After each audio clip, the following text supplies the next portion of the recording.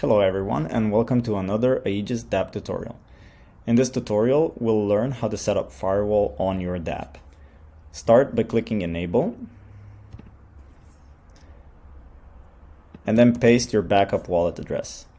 Next, you will need to select the assets that you want to protect. We're protecting the USDT token. Click Sign Transactions.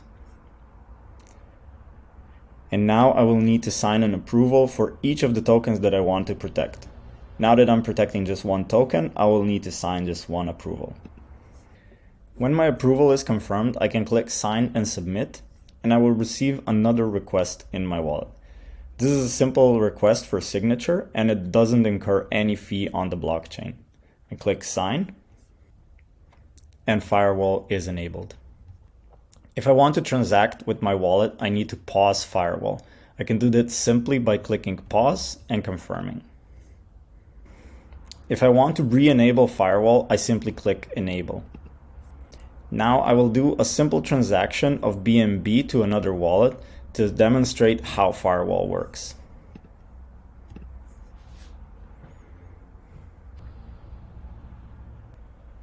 Aegis has detected a transaction on my protected address. All my protected tokens were moved to my backup address.